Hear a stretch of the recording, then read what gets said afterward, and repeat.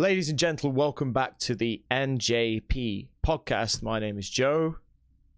My name is Nick. And we're doing something a little bit different today, something without so much structure. And with what's been happening in the news recently, we felt the need to maybe chat and talk about the BLM movement. So, do you know exactly who started the BLM movement, Nick? Because I've got no idea. So my understanding, and of course, like I have a lot more research to do. That's something that I'm trying to do is more research. But my understanding is this happened after the Trayvon Martin incident. Yes. So, and I think that's when it started. I've looked at the Black Lives Matter website as well, and there's a lot of good resources on there that I plan to go through. So my understanding is that this movement has been around, I think it was like 2013 to 2010. Oh, right. As far back as that, you see, I didn't know that. Yeah, it's been a while. Yeah. If I remember correctly. I'm not good with dates, so don't quote me. So obviously it's been boosted into the mainstream by the passing of George Floyd, and everyone's seen the video. I would imagine that 99% of people do not believe that's a way to restrict somebody's movement, to hold them down on the floor. And people are angry, rightly so. It's difficult as well because obviously we are both white.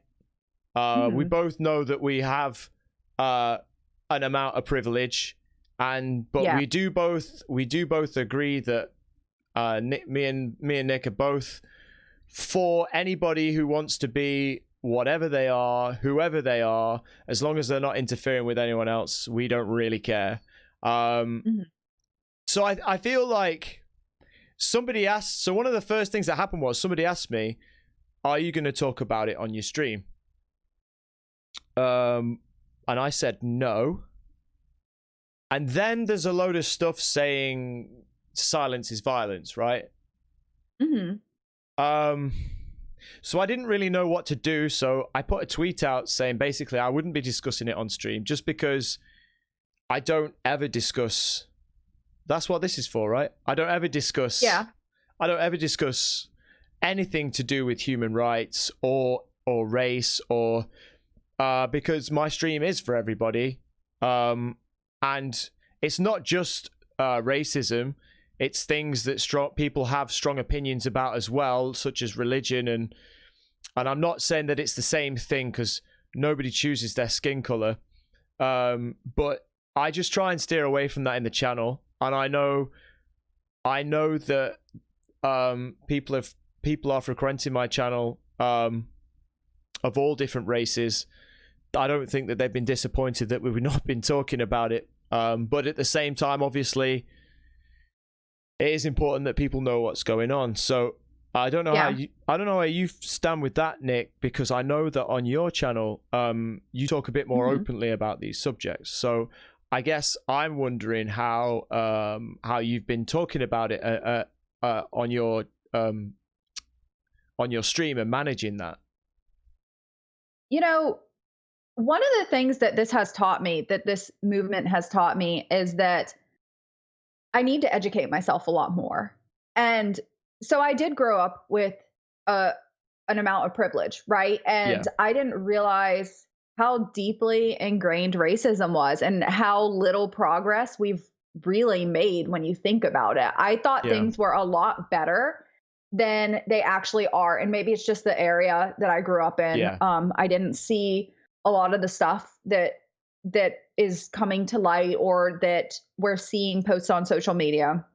So the biggest thing is I need to educate myself a lot more. So we don't talk about it a lot in my stream. I'm open to talking about it, but it's a little hard because it's like, wow, I'm like just starting to open my eyes and really let all of this sink in, what's really going on. But one of the things I have tried to touch on is something that I do know, which is mental health related to this, asking how everyone's doing, regardless of skin color, asking if everyone's okay, if everyone's staying safe. That's that's probably where I've been talking most in regards to this movement, to COVID, to everything that's going on. Yeah, I think yeah, you can never be too educated on any topic, and obviously, so when I was 6, I moved to Virginia. Obviously, I came back, hence the accent. And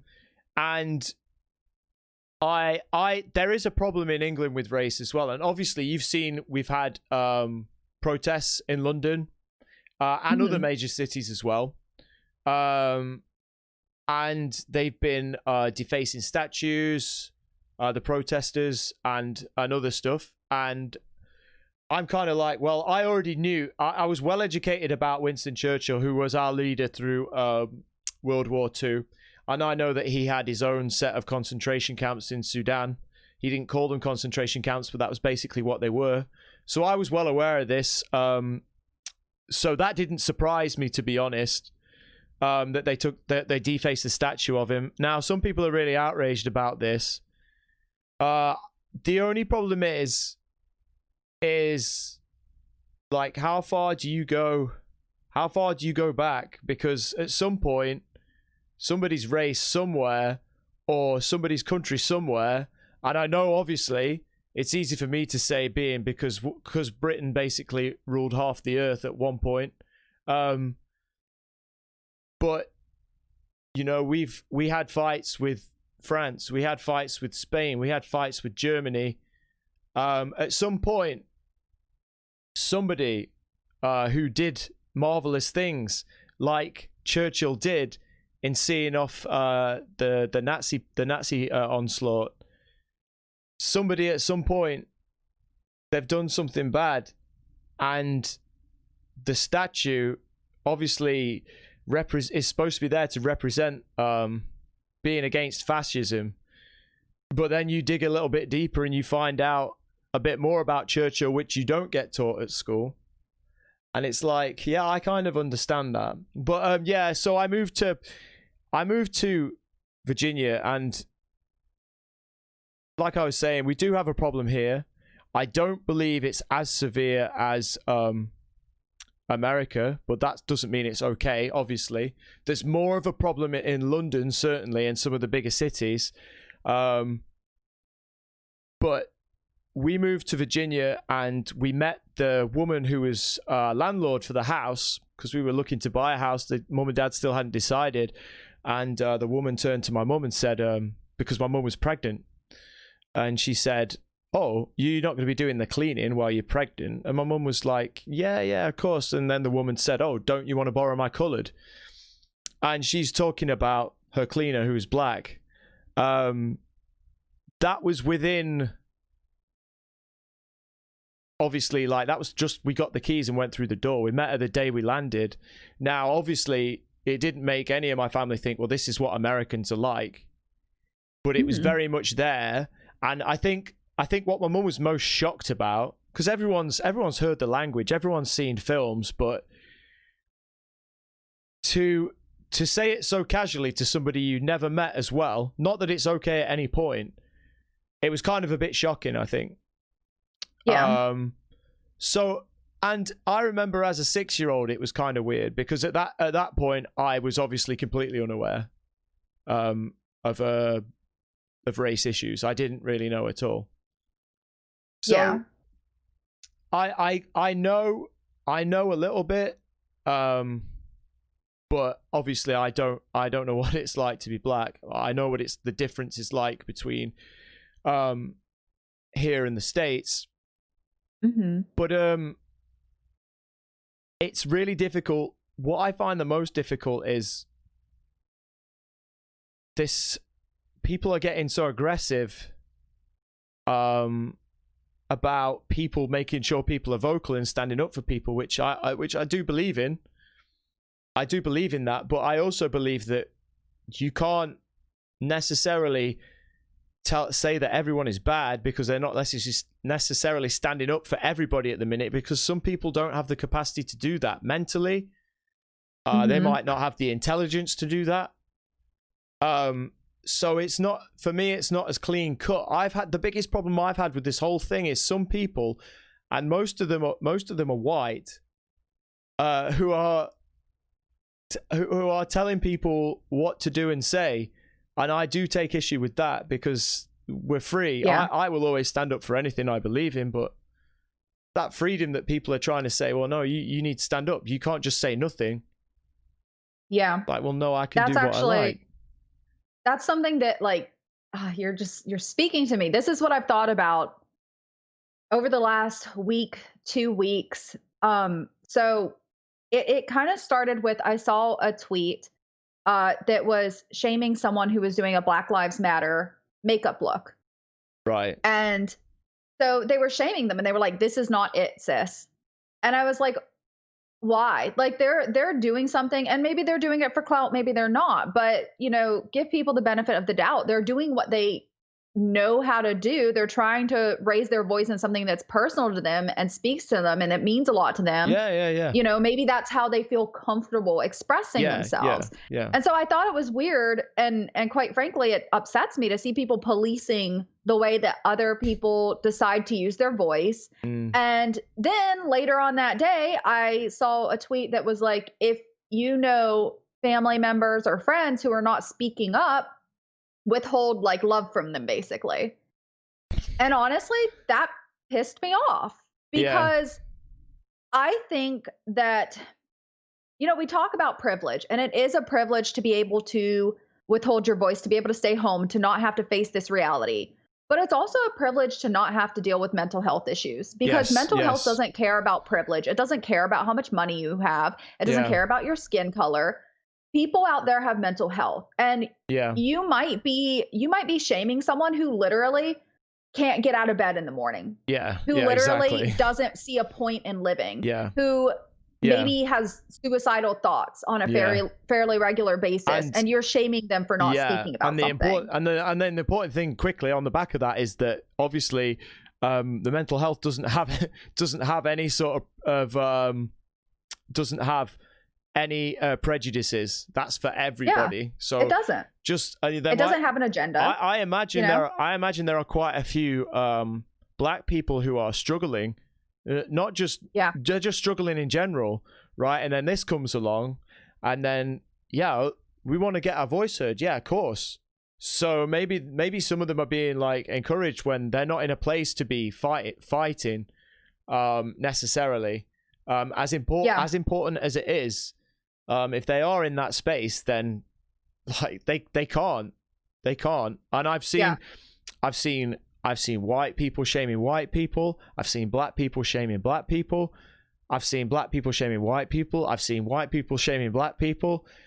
I think the thing is, like, some people are doing their own thing with BLM. Some of them get it right. Some of them don't. But the sentiment is there, but people are shaming them. And it's like, well, hang on. If everyone was like that person, actually, whether they don't get it 100% correct, then we wouldn't have a problem, would we? But the people who are shaming, the people who are outright shaming people, that doesn't help anything. It helps absolutely nothing. Yeah. Shaming people helps nothing. I agree. I mean, the sentiment is there, like you said, and you have to give people the benefit of the doubt. Clearly they care enough to speak up. And they're doing it in the way that they know how, the way that means something to them, And I like what you said about, because that's actually something I wanted to put on the back end as well, is, not only does mental health not discriminate, so white, Black, it doesn't matter if somebody's keeping quiet right now or can't handle it. Maybe they have really bad anxiety or OCD or depression or schizophrenia. You have no idea what somebody's going through internally. Most people won't talk about it. No, of course they don't. Respect them and let them take care of themselves. Because they might literally not be capable of doing what it is you want them to do. And I know that sounds so privileged to say, let them be, and let them not speak up, but mental health is not a privilege. It's not a privilege. But speaking on that, I would like to point out that one thing that is a privilege is access to mental health help. So for one, people have less access to mental health right now because of COVID. There are some people who live in areas where maybe They don't have access to e-health or telehealth. Yeah. The other thing is, I would, and I don't have any statistics on this, but I would assume that Black people have less access to mental health resources. And the reason I say that is because I have seen statistics on other medical related things, for example, like births and dying during childbirth. And Blacks are more likely to die during childbirth, right? So like there's certain statistics like health wise that you can see across the board that are unfair. Yeah.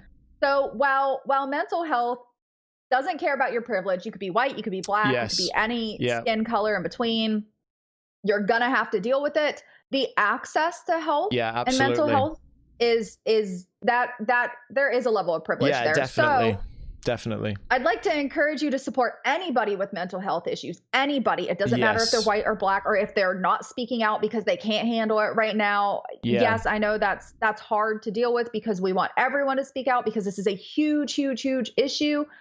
But like I said, you don't know if they're like thinking of suicide. Like you have no idea, right? But I would especially like to encourage people to reach out to their Black friends because I suspect that they have mental health issues as well. They have to deal with this stuff as well. And I suspect that they have less resources. So, and obviously they live in fear. Yeah. They live in fear in a way that we don't, which will, certainly if you have mental health issues, be more triggering. They probably are exposed a lot more to these triggers that we have no idea about. Yes. So check on your friends, check on your Black friends, check on their mental health, all your friends, but especially your Black friends. Because I suspect that they have it worse in that area right now. Yeah, definitely. And that's the people who suffer most during these times are the poor, right? And if you are, and if you grow up in oppressed, we know there's just so much evidence for prejudice and oppression against Black people that this is what happens. And it's people will say, like, in countries like ours, in the UK or everyone's got an opportunity. Yeah, we might all have certain opportunities. Like, we ride the same waves, but we're in different boats. Like, if you grow up the son of a billionaire, it's like you're gonna have to ride the waves of life. Everybody does, but you're riding in a cruise liner. So you didn't get a modest loan of $1 million?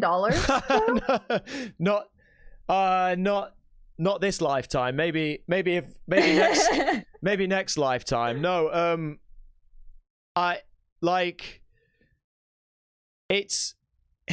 I'm not saying that I'm lucky. I am lucky, but I'm not in the cruise liner lucky, And then there are people that are on freaking rafts, like they can sail that sea or that water, but it's going to be a lot harder, and they're going to have to work a lot harder for it, and it's going to be really tough. Yeah. I love that analogy because it's true. That analogy is so true. Everyone always says, like, pull yourself up by your bootstraps, and if you work hard for anything, you can achieve it. And it's like, okay, but like if you have weighted die, maybe you're more likely to hit it big, right? Yeah, exactly. Exactly. And I mean, it's definitely like that here. It's like that. I know it's even more so like that in the States. And this is the thing about, and I'm not bashing the States because there's a lot I love about America. I did live there.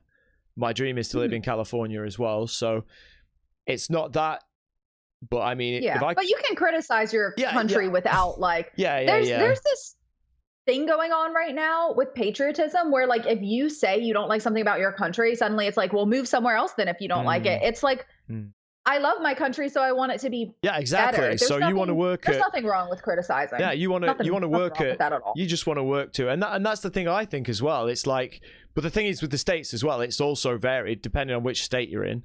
But but if I could be part of that and live somewhere that I really love, but also be part of that and change things for the better, then why not? There are things here that I'd like there's things here I'd love to change, for the better.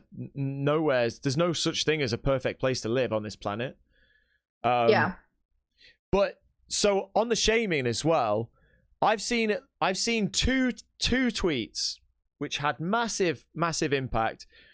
We're talking hundreds of thousands of likes and thousands of retweets, saying that they had split up with their spouse because they made racist comments, or they argued. No, sorry, let me get this right. One was with their boyfriend because they said they were racist. The other was they split up with them because they were defending J.K. Rowling, which is obviously something else that's been blowing up on Twitter.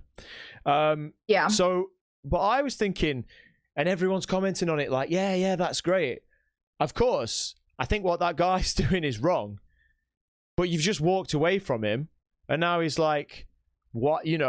Why are people in his mind? Because he thinks he's right. Why are people defensive? They just blow it off the handle when I say this. That's not how. That's not how people change. There's a guy called Daryl Davis who's convinced over 200 Ku Klux Klan members to give up their robes. Right? He's amazing. Yeah, and he's incredible. I'm like, he just like sometimes it was within minutes these people realized they were wrong. Because, and I'm not saying that this is easy and everyone should go and do it, because it's not. And then there are people he's also not been able to convert. But he just decided to hang out with them. And some of them changed their views quickly. Some of them didn't. And that was, he shouldn't have to do that, right? I want to be clear. He shouldn't have to. Yeah. No, absolutely. I agree with that. Yeah, he shouldn't have to at all. But he did. And the change he's made is absolutely astonishing. You know, and I'm not saying that it's down to anyone to do that. That is above and beyond that, and you shouldn't ever have to do that. But if you're in a position where you know somebody really, really well like that, and they were your girlfriend, your fiance, husband, partner, spouse, whatever, would you not just like try and talk to them? Because what argument could they possibly have? What argument could they possibly come up with? There isn't one. There's no sensible or reasonable argument about how the color of your skin makes you a certain way. Yeah. And I think that's why he was so successful, Daryl Davis, because it's like, well, one, he's showing that and I guess a lot of these people grew up with it as well. Like they've been completely indoctrinated by their parents or their families, so they're outright racist, and they've probably even never taken the time to properly speak to somebody who's a different race to their own. Apart from, in some sort of subservient nature. So they're like, oh, well, you're not so bad actually, and it's like, well, yeah, we know that obviously. It's just that's just a skin color. There's nothing. They're a human being, just like we all are. They have things that are good about them. They have faults, just like the rest of us do. It's that individual. And there's people, but this is the thing. People are celebrating the fact that they're walking away from people, the fact that they're blocking those people out their lives. If you've got something bad going on and it's hurting you, then you need to just get it out of your life. But if you think you've made a important move, then you haven't. You've had the opportunity to sort something out or potentially educate somebody, and you've done nothing, basically. Yeah, I agree. I mean, like, my first instinct would be to walk away, but I do think it depends. Of course, because that's like your first instinct. Everyone has their first instincts, but I think it depends so much on, I mean, how bad is it, right? Like, are they a rational person? I would only date a rational person. So I'd like to think that if I was with someone and they were racist, they're rational, I can speak to them. The hope is that I could change their mind, and I would certainly try. There are some people, right, that you'll never get through to. But I don't think I'd be dating someone like that in the first place. I don't think that's my type. So I agree. I think that, only light can drive out light, or, oh, I'm going to mess up the quote. Such an important quote. It's because I'm so beyond tired today. But yeah, only light can drive out darkness. Yeah, exactly. So, I think that, you need to talk to people. I think that first of all, that man is incredible and has a true gift that not many of us will ever have. I know I sure don't have it, but we can try. I think we can try to talk to people, you know. I think that's the better first option. I think like that's the nuclear option, right? Is to like cut someone off. Yeah. And it doesn't really help. No. It probably strengthens their views. Yeah. It probably strengthens their views and makes them double down on what they believe and get defensive, which is never good. No. If they close up, then it stays in, right? If they just close up and they don't talk about it, then. And then probably get more hateful, right? So like, let's say you broke up with your boyfriend because he was racist. He's a reasonable guy, right? Like you could have talked to him and he probably would have changed his mind, but instead you just left. Yeah. I mean, you know, then he probably is going to have a certain amount of hate towards you. Yeah. He's probably going to have a certain amount of hate towards women. Like, I don't know. I think that when we approach each other and try our best to be kind and understanding and help each other to be better people, that's going to have a more positive result. And it's not going to work with everyone. Some people kind of suck. That's just human. Yeah. Like some people just suck. But you know, I do think talking to people is, especially if it's someone you love, is the better first step. Yeah. So I agree. Yeah, definitely. So yeah, and the other one that I was talking about was this girl said she'd split up with a boyfriend because of him sort of defending J.K. Rowling. Now I'll get this quote up on the video, but I think this was the original tweet on the 6th of June. There may have been more to it. This is where I sort of got in, and it says, if sex isn't real, there's no same-sex attraction. If sex isn't real, the lived reality of women globally is erased. I know and love trans people, but erasing the concept of sex removes the ability of many to meaningfully discuss their lives. It isn't hate to speak the truth. Okay, so this tweet has gone nuts, basically. Yeah. And I'm a bit like, well, she's talking from the position, and apparently she goes on to say at some point that she has a friend who is a self-described butch lesbian, as she described it. Mm-hmm. A friend of hers, you know, somebody she knows well, and she was like, apparently this woman is like, you can't, you like, this woman who's lesbian was like defending JK and saying basically like, you can't take away my sex because then it's not a lesbian relationship, it's just a relationship. Mm-hmm. But some people like to celebrate that, right? Yeah. Now this issue I like, J.K. Rowling has a strong opinion. She's not actually said she doesn't like trans people, and she even goes on to say, I respect every trans person's right to live any way that feels authentic and comfortable to them. I'd march with you if you were discriminated against on the basis of being trans at any time. But she's saying, my life has been shaped by being female. I do not believe it's hateful to say so. Mm-hmm. People are absolutely outraged. And like, I don't know. Obviously, again, I'm speaking from a position where I'm a straight white male, right? But so what she's saying is she's just making a point, which is an argument, and it's not saying you should think this, but it's like, if you're going to remove sex, then it brings a lot of other things into question, and why we bother with anything at all. And people are like saying you've just going to take. Some people are saying you've got to take away sex completely and forget about it. I mean, I don't think it's as simple as that. I wish it was, because it make all our lives, everybody's life, regardless of your sexual preference or how you identify, it would make everything simpler. But we can't, because we are if your name is Barbara and you want to be called Bob, I don't care. It doesn't bother me, and it shouldn't affect most people. Would I stand up for you if you were being discriminated against? Absolutely. 100%. It's not right. If you want to be a different sex, that's fine. I don't mind. I'll call you a different name, or I'll call you, or you don't identify at all. That's fine.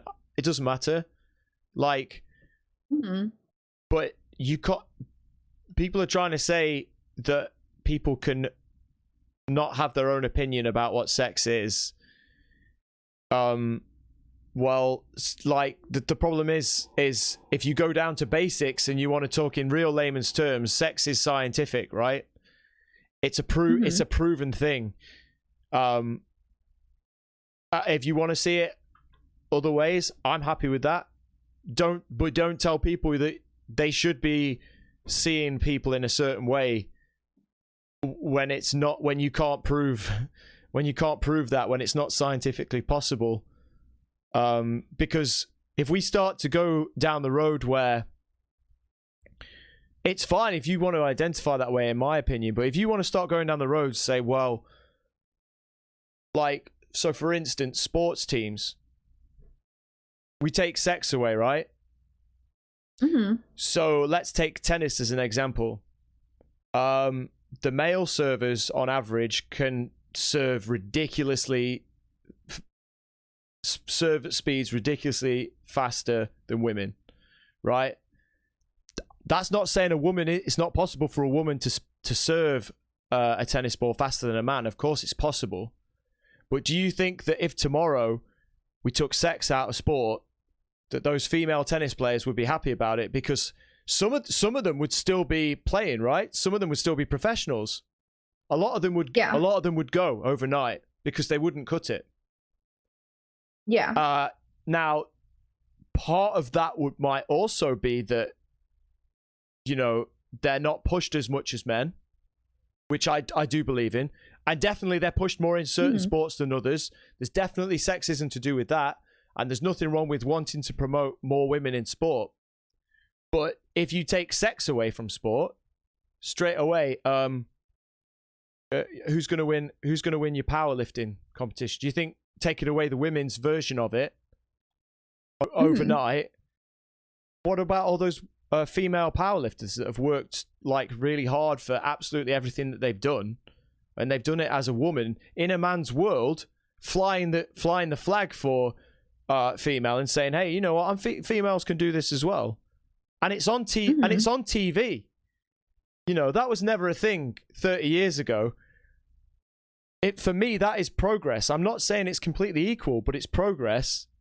Because you got, and in the UK now, we have, as you call soccer, we have football. We've been having, we had the last Women's World Cup shown on TV, and it's like, that never happened when I was a kid. And you know what? And you know what? Since it's been on TV, watching the improvement and the skill level from the women's team has been phenomenal in a short space of time. Like, absolutely phenomenal. And I'm like, yeah, keep doing it, because they're called the Roses, like the English football team, and they were so passionate about what they do, and they're not on millions and millions of they're not on hundreds of thousands of pounds a week, so they're playing for the shirt, and they give it everything, and it's honestly it's so nice to see. But you take sex out of sport, that's done overnight. They're gone overnight. Yeah. So what do we do then about people who are, because I feel like people are getting more and more worried about saying or doing the wrong thing, that they are quickly making decisions and taking stuff away and changing things without thinking about the fallout of it, just because they want to be seen to be doing the right thing to do. And nobody wants to say, oh, hang on, that's a little bit too much. That's a bit far. Like, where's the point where people are doing what they want. And I have to stress as well, a lot of the people, again, who are pushing for this non-sex stuff, non-sex sports, and I've seen it, a lot of them are not necessarily from that community as well. Yeah. So I do agree. Yeah. No, go ahead. So what I'm asking is, it doesn't worry me, but where do we draw the line? Like, I'd happily, I think most people would agree, you'd happily accept that if somebody wants to do in their private life, or even be called a different name, or fine, like, who cares? We don't care. Like, it doesn't bother me at all. And that I feel like that's the way most people should be. Of course, it's only my opinion. Yeah. But I think the saying that people just can change their sex and then compete in sports or walk into a different sex restroom or whatever, that's all, like, people don't want to be saying, oh, well, you know, you can't do that, because they don't want to be seen to be in, because people will jump down their throats and say, well, you're being prejudiced. Where do we draw the line, Nick? Yeah. You've got the answer, surely. Yeah, this is actually an interesting one, because I did see that tweet, and this is an area where I realized I needed more education as well. And I think this suffers the same problem as Black Lives Matter and mental health and everything else, is people aren't talking and educating other people. They're so quick to put someone on a cross and demonize them and say, and crucify them and say, you're awful and you're terrible. And as opposed to being like, well, why do you think that? Well, that's actually not true. Well, you know, I hate that. I hate that so much. I hate that uncompassionate, non-understanding, not trying to help people be educated mentality, and just going for the kill, going for the throat. I don't like it. So this was another example of that to me, because quite frankly, I'm bisexual. My last relationship was with a woman for 4 years, before I was dating Snack Daddy, who is a male who I've been with for, I think it's 6 years this year. So yeah, like I am bisexual. I am not in any way against, same-sex marriage or anything else, or transgender, but my initial knee-jerk reaction was honestly like, what she's saying makes sense, right? That was my initial reaction, was that makes sense. There are two sexes, but there's different sexual orientations, like gender orientations. And like, that made sense to me, because I know there's a difference between like sex and gender. Yes. But like, I didn't understand it enough. So like, I talked with my therapist about it, and I was like, everyone is mad at her, but it doesn't, like, it makes sense to me in a way. And I was talking to my therapist. I was like, I feel like I don't know enough about this. I feel very confused. Like, I don't like the way people are, going for each other and demonizing each other. I don't like that. But the fact that everyone was very upset made me think, okay, well, I do need more education in this subject. I don't really understand it well. Yeah. So, Daniel Radcliffe, I wanted to say Harry Potter, but Daniel Radcliffe, he had, I guess, put up an article on, I think it was like the Trevor website. Yes. And so I read some more about that. And I learned that, so we have male and female when you talk about biological sex. And I hope I'm using the right terms. It's like one is sex and one is gender. And I'm still learning about it. But there's male and female sex, right? But then apparently there's in between, right? Like we know you can be born with different parts, but it's not just being born of a combination of parts. You can also have, like, for example, male genitals, but female sex hormones. Yes. Like, there's so many different ways that this can express. Yeah. So in my mind, it was like, okay, there's male and then there's female and then sometimes there's combination. But I didn't realize how many various different combinations there were. Like, it really made me think about the male and female sex and having two sexes and realizing that it's not that cut and dry. It's not that clear cut. There's so much more in between that I did not understand. I didn't realize that, like, for example, I am a female. I have female parts, but like maybe my hormones are male, like, because we all have different degrees of, obviously I have testosterone, but you could exemplify having male and female biological traits in so many different ways. Yeah. So then I was like, okay, so it's not that clear cut. No, it's not, biologically male and female. No. And that was really interesting to me. And then learning the difference between sex, how many ways that can be expressed, biologically, and then gender and how many ways that can be expressed. And, just learning a lot more about that. I found it very interesting, and I'm still learning. And it's interesting because I've always been the person, like, I don't believe blue is for boys and pink is for girls. Like, I don't believe anyone came down from the sky and said blue is a male color. Like, I think it's a fucking color. I think it's stupid. No. So should I paint my room pink? No, wait. Pink's my. I mean, pink is your color. Pink is my color, cool. My brand color. It's a nice color. Yeah. And so, like, I don't believe in that stuff. Like, I know, I've heard other people make comments about, like, oh, well, you can't give a boy a doll because of so and so, and I'm like, well, that's fucking dumb. Boys can play with dolls. Who gives it? Like, I don't believe anything is. It's not going to determine their sexuality. Not at all. Nothing is inherently gendered. I have a cup, right? This is not a male or female. This is my cup, right? Like, but nothing's inherent. The cup looks a bit feminine. That one, actually. Nah, this is Snack Daddy. Use this every day of the week. That explains everything. But yeah, like, they're objects. Colors are just colors. So I don't believe in that. So it's like I do feel like I tend to lean towards, being flexible in this. But I feel like I just haven't learned enough to be able to feel comfortable talking about it. There are definitely. I'm trying to learn more. Yeah, there are definitely, like, of course. There's a small amount of people who it's not that cut and dry at all, and obviously the hormones thing is definitely not cut and dry, and like very few people there isn't anybody on this planet who understands hormones in their entirety, just like we don't understand the brain in its entirety. We don't know. We know a very small amount. We know a very, very small amount. That is why it's so obvious to me that this, and even though I don't know what that's like, because I know as well how different everybody's mind is. From the research that I did from being ill in mental health, that to me it was always like, well, yeah, I can totally see, like, somebody's like. Somebody is born and they are a man attracted to men, and I like, from a young age, to me that could make sense, like, it could, and I was just like, that's the thing.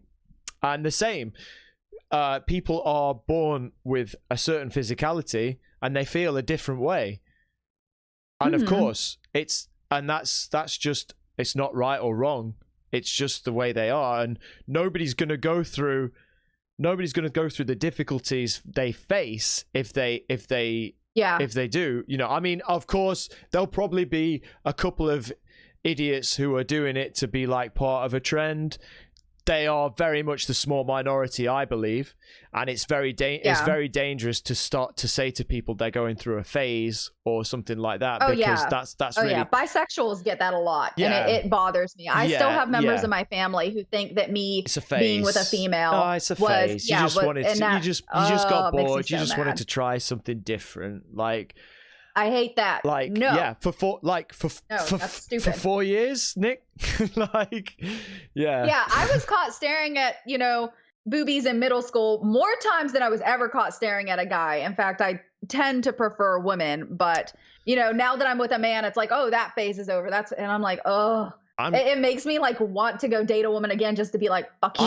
I'm just glad you got to enjoy that, Nick, because it's much easier, right? It's much easier to get away with. Especially, wait, no, you're almost undercover, Nick. I'm actually, maybe it is easier. No, I'm joking, obviously. Like, no, I definitely got some stares because, like, I get transfixed, but I'm also a daydreamer, so I'd be, like, staring at boobies. Like, it's not like I was trying to, like, mentally, like, I wasn't trying to make anyone feel uncomfortable, but, like, you're a kid, you're going through sex hormones, and you're like, wow, I mean, those are really great. I mean, the police. And then, like, you start daydreaming and you're looking at them for 5 minutes and people feel uncomfortable and you're like, oh my God. I mean, she's not allowed to hang out in trees with binoculars anymore, but yeah. That's true. Not anymore. Not after the 5th time. But yeah, this is like, and like, that to me always seemed, to me, I know maybe some people are brought up with certain, they're told certain things, and it's like things are a little bit different for them. But to me, it was always like, well, you know, some people are this way, some people are that way, and they're probably not going to bother you. And lo and behold, nobody actually did bother me. But I think the thing is now, I have a very good friend who I'm still friends with. We've known each other 29 years, which when you're 33, it's I know now it's rare. Oh yeah. I know now it's rare. So, and I don't need to say his name or anything, but like, he came out to me openly at 14, I think we were.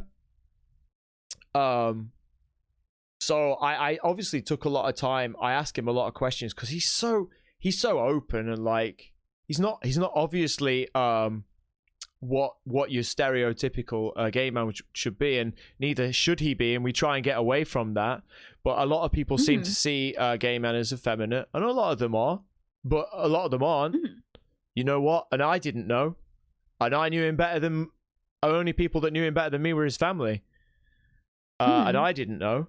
But at the same time, when he came out, it was a bit like, I'm not shocked, but I'm also slightly like, I didn't know. Now, he is having a problem, and I think it's the same problem I have. He has a problem with people trying to push things too much and people being extreme with stuff. And a lot of the time, people who are not part of the community are doing a lot of damage. You know, when I go out, so many times when I go out with him, like, not always, but we'll go to like the gay community in Soho in London, just because the sole reason for most people being out in that community is just to have a good time. Like, compared to a lot of the straight clubs I go to, where somebody has an agenda of finding a partner, and it's like that old classic. And it's like, we go out in the gay community, and it is just like, nobody cares about anything. Like, of course they care about each other, but nobody's like looking you up and down, oh, who's the most attractive person here. Of course people still hook up and stuff, but it's mainly about, in my experience, having a great time. And most of the people I met through him, and obviously it's only a minority of the community, I can't speak on the whole of the community, and I have no idea what it's like to be in that position.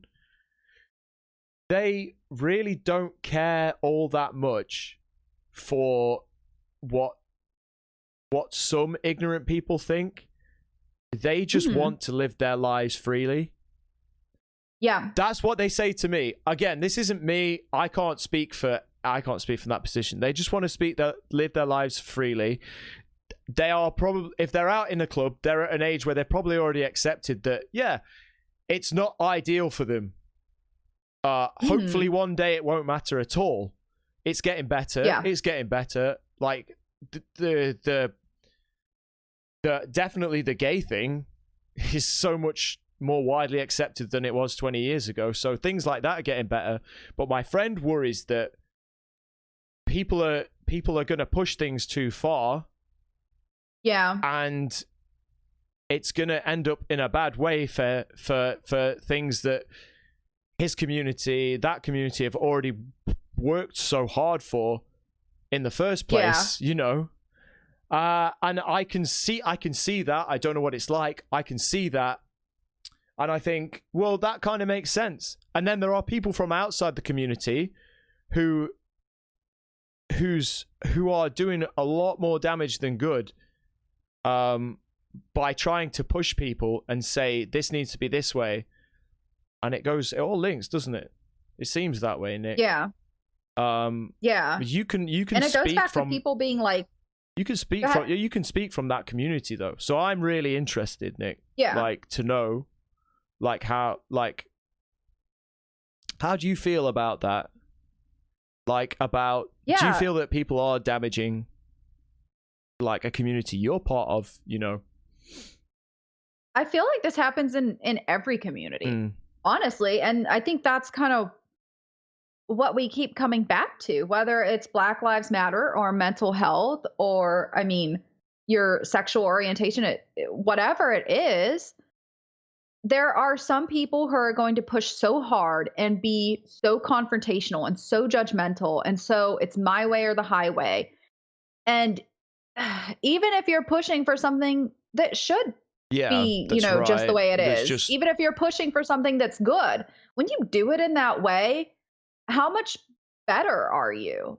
Right? Like, how can you really say you're a good person when you're so hateful? Yeah. Honestly. Yeah. And I know that sounds really mean and critical, but I don't condone it. I don't condone being so hateful and so mean and so angry, and people, regardless of if you're pushing something good. Yeah. I mean, so we're all humans, So the other thing is, obviously, when I was growing up, it was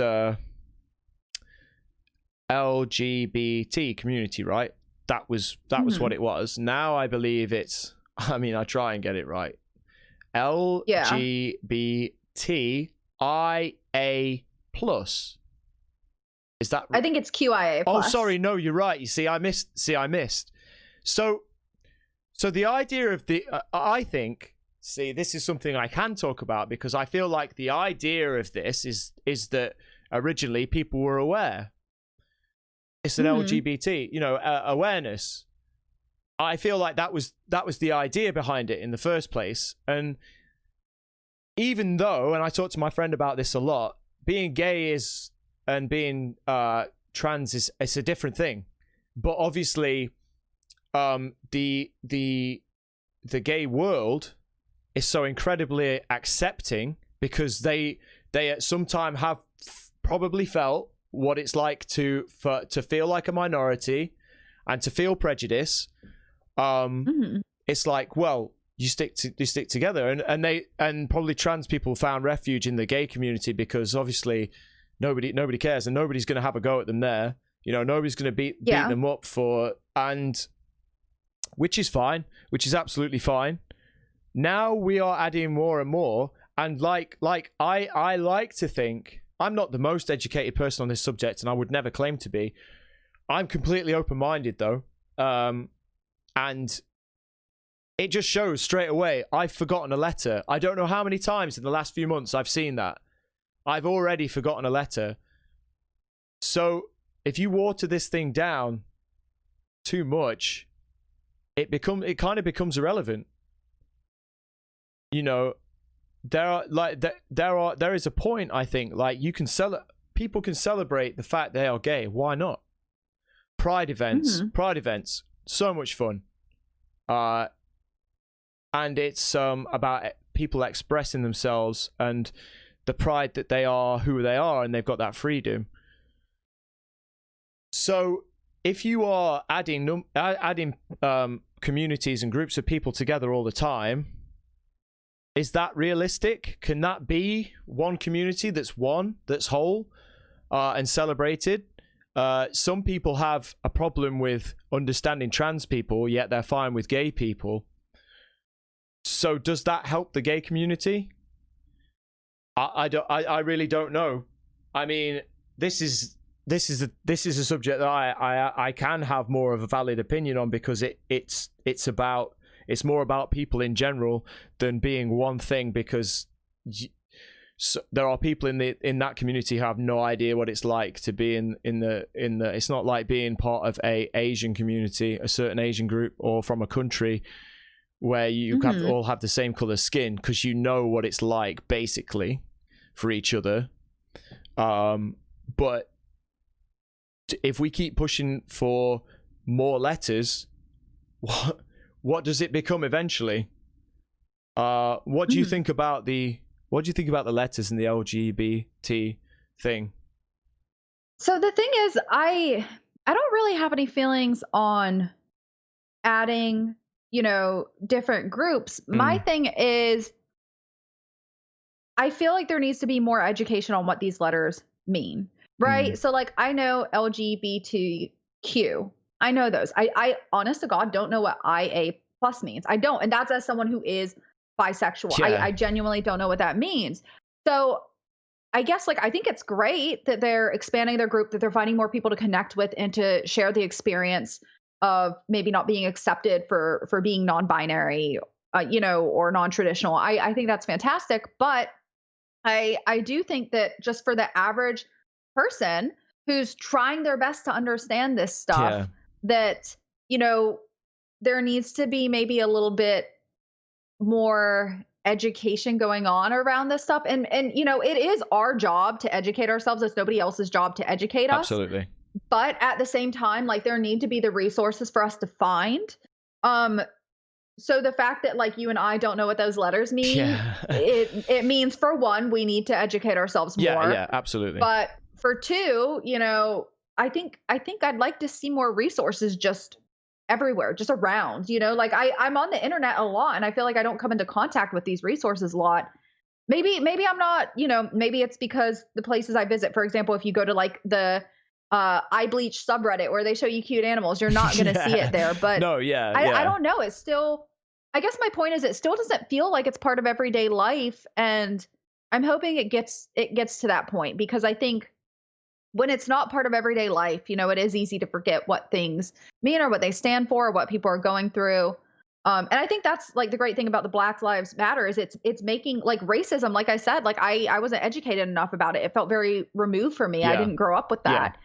And now I'm starting to see how much of everyday life it is. So I'm hoping to see more of that with Black Lives Matter, with the gay community and the queer community and transgender community. I'm hoping to see more, to have more resources, and I'm also going to do more and work harder to educate myself, because I haven't been doing enough of that. Did you get much of an education in the States? Because I was only in the US education system briefly, a couple of years, and probably not old enough to understand, to have the capacity to try and properly understand these issues. Did you have much of an education into Black history, or or were you did you have much of an education about gay people, or just or trans people, or you did at school? So here's what, when it comes to like gay and trans, I didn't. And I think that's what I mean by I want resources to be more normalized. Yeah. Like, I feel like you have to go searching for it. And I feel like you shouldn't have to go searching for it. Like, this should be taught. Like, we should come in contact with this without having to scour, the internet for it, or type it into Google. Like, this should be something that kids just are taught, right? So no, I didn't have any education whatsoever on any person who was non-traditional or non-binary or anything like that. And I wish I did. And I think that's what I was trying to say earlier, is like, I wish this was more commonly taught. And that we just came in contact with it, just existing as people. We just came in contact with it the way that a child comes in contact with like math and algebra. As far as Black history, we did talk about that. I couldn't remember, because for one, I was young. For two, so I've suffered from ADHD my whole life, as well as anxiety. School was very, very hard for me. Concentrating was very, very hard for me. So I don't want to give my opinion on whether or not I felt like we covered it enough. Right, okay. Quite frankly, I wasn't really there. Yeah. I would lean towards, we probably, even if we covered it, I would lean towards it either wasn't enough, or we didn't talk about how atrocious it was. Just because, like, with the fact that we're dealing with this right now, with the fact that people still can't treat other people as equal, then I tend to lean towards that we aren't doing enough educating children on this. Like there, and maybe it is just like passed down generation from generation. And if they learn it in school, like, it's not good enough because their parents, might be overriding that. I don't know. But like, I feel like we could do more for sure. Yeah. So I remember learning about the one that sticks in my mind was Rosa Parks, the bus. Not giving up a seat on the bus. I remember that very vividly at primary school, and learning about abolishing slavery and stuff like that. And the interesting thing is, in our education, we learned about all that. We also learned about what we did in this, like the Britain's part in the slave trade. Warts and all. all the bad stuff too. What tends to be more of a problem in our country is the most racism I've heard in this country is directed at the Asian population, so the West Asian population. But and the funny thing is, at school is we learned about the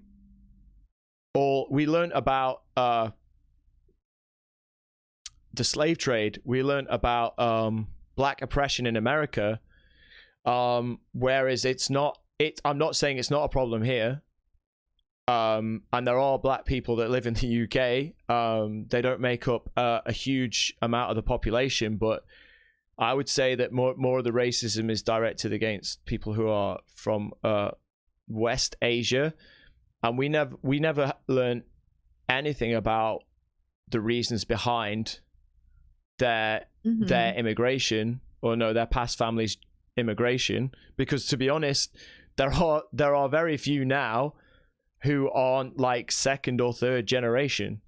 So like they are English. There's nothing. They grew up in England. They don't know. So the racism that I hear directed in this country is that way inclined, and then that normally boils down to religion.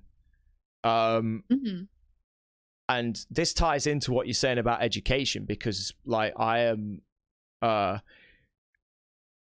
an atheist, but I would defend anyone's right to believe what they want to believe, so long as it doesn't affect anybody else, or has a detrimental effect on other people. Absolutely. But we've gone off, like we used to do religious studies in school. I don't know if you do in the States, like an RE, where we'd learn bits. I mean, it was it was sort of one of those subjects at secondary school that was compulsory at the time, so nobody really cared. You could take it on later, but not many people did. I think it's important to know about these religions. Incredibly important to educate yourself about the religions. Whereas I don't believe in religion myself. I think it's incredibly important to learn about all the different, mainstream religions, so that maybe you can get some sort of understanding. We have and its history. Yeah, exactly. It's always a difficult subject, because whereas the issues that we speak about before are, sex, gender, race, there's no choice in that. Whereas if you are part of religion and you decide, you know what, I don't believe this anymore, you stop. Although, but then, see, the problem then is in some religions, or like certain factions of those religions, it's like, if you leave, your family's going to turn their back on you. Yeah. And it's a real problem with people in this country. And I don't believe that faith schools should be a thing, because we have faith schools here. I think that is the worst thing. Like, I honestly think it's the worst thing, not because I'm racist, not because I don't want people to be religious, but because they are not integrating with people. So people aren't growing up without knowing about the people with these religions. The people with these religions are growing up without knowing people without faith, or different faiths as well.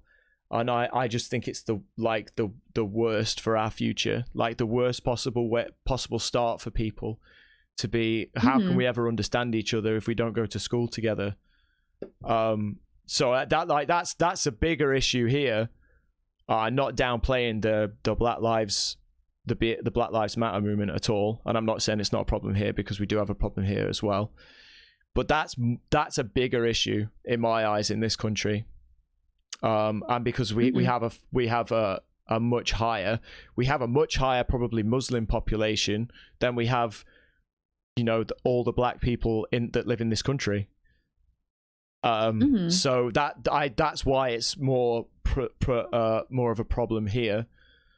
But can we, how far do, I guess then it gets difficult. How far do we go, like, with teaching religions?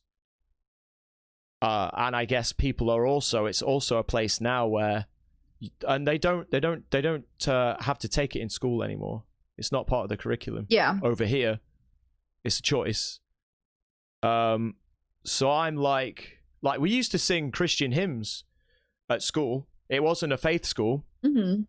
In what you call elementary, in our primary school, we used to sing Christian hymns, and we weren't a faith school. We weren't a Christian school, but we just did. I guess it was just what we've been doing since, for hundreds of years, and that's just what we did. Yeah. They don't do that now. You don't sing any religious hymns, Which, I mean, I tend to agree with that. So, like, I'm atheist. I am tolerant of other religions. Of course, I believe everyone. I mean, I am atheist, but that doesn't mean I'm not 100% confident in what I believe, because nobody can be. We have no proof of anyways. But yes, I am atheist. Yeah. And I took world religions in college because I do think it's an important thing to study and to know. Yes. I'm open to anybody having any religion that they want, as long as it doesn't harm other people, right? Because that's, that's not good. Like, if your religion was to harm other people, no, bad. Yeah. But like, I'm open to other religions. Yeah. I'm open to talking about that in my chat. My only problem is if somebody tries to force their opinion on you, whether it's an atheist trying to force someone who's religious to be atheist, or a religious person trying to force someone who's atheist to be religious. I don't like that. We all have our own views. Yeah. I disagree completely with trying to change somebody else's view on religion. It's a very personal thing. Yeah. I'm open to a conversation that's open. Yes. But there's a difference between having a conversation versus trying to change someone's opinion and having an agenda behind it. Yeah. But I do actually, and maybe it's an unpopular opinion, I don't know. I personally don't believe with teaching any religion in school. And I don't think, not atheism either. I don't believe in teaching that there's no God. I don't believe that teaching that there is a God or whatever. I don't believe in teaching anything in school that is not scientifically proven. Yeah. And I believe that religion, whether it's lack of religion or having a religion, I believe that is a personal matter that is within the family that goes on at home. Yes. So I don't believe in teaching religion. I also don't believe in teaching atheism. I don't believe in teaching any of that stuff at school. Now, talking about the history of it, or educating on a multitude of religions, that's different, right? I do believe children should take world history and world religions. Mm-hmm.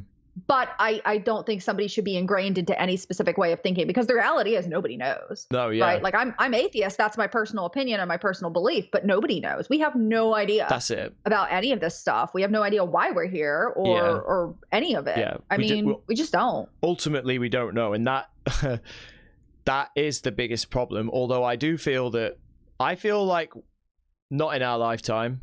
I feel one day we might have a lot more of an answer through science, and then does it become an issue because people can still believe what they want?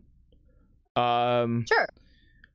I am an atheist, and I don't have a problem with anybody, and but I will always openly have, if they are